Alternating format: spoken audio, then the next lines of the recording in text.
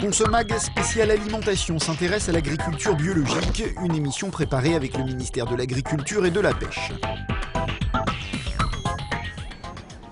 Erwan a rendez-vous dans cette supérette spécialisée dans les produits bio avec Serge Le Heurt. Cet expert en agriculture biologique va d'abord montrer à Erwan la grande variété des produits bio.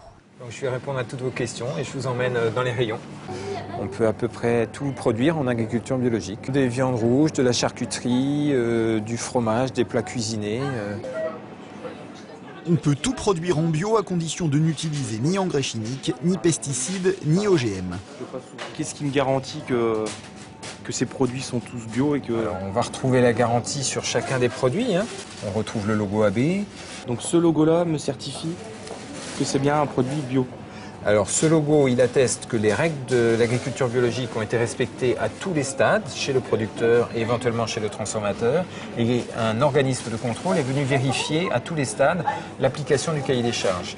Donc le producteur, le transformateur a reçu un certificat et à ce moment-là, il peut apposer le agriculture biologique AB, qui est le logo du ministère de l'Agriculture en France. Erwan aimerait consommer plus de produits bio, mais le prix est un obstacle. Un surcoût de près de 30% existe sur certains produits. S'ils sont plus chers, ça s'explique notamment par des rendements un peu moins importants, par une utilisation de main-d'œuvre beaucoup plus importante au niveau des fermes, et puis par des circuits de distribution qui ne sont pas encore optimisés, puisqu'on collecte des quantités moindres et puis on transforme des quantités plus petites. Pour comprendre comment l'agriculture biologique se passe d'engrais chimiques et de pesticides, nous retrouvons Serge et Erwan dans une exploitation agricole à une vingtaine de kilomètres de Rennes. Christian Guillard s'est lancé dans le bio en 1993. Il possède aujourd'hui 90 vaches laitières et un troupeau de 70 animaux destinés à la consommation. Donc là, c'est vraiment la technique bio par excellence. Donc c'est la bouse de vache et la paille qui a été mélangée et qui va se décomposer sous l'action de vers de terre et de micro-organismes.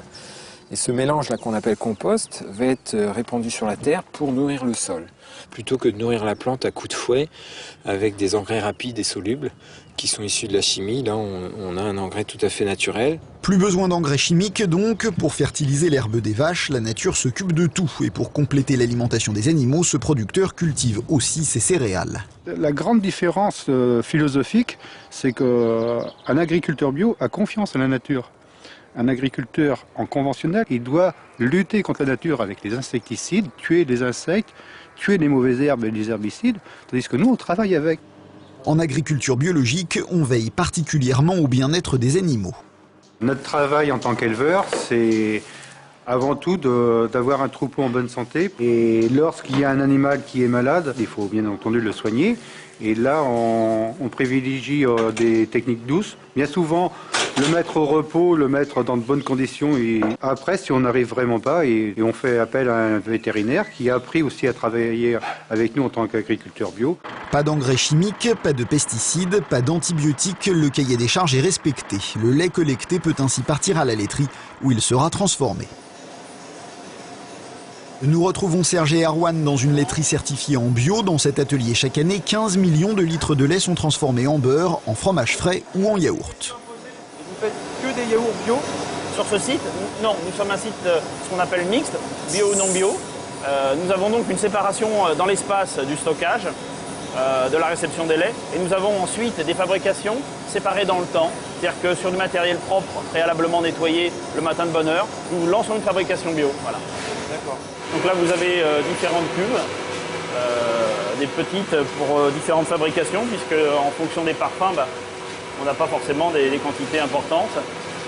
Là, vous avez par exemple une fabrication d'un yaourt citron. Dans cette fabrication, vous avez donc un citron qui est un arôme naturel, puisqu'en bio, nous n'avons pas le droit aux arômes artificiels. Ainsi, chaque jour, 150 000 yaourts certifiés AB sortent de cet atelier.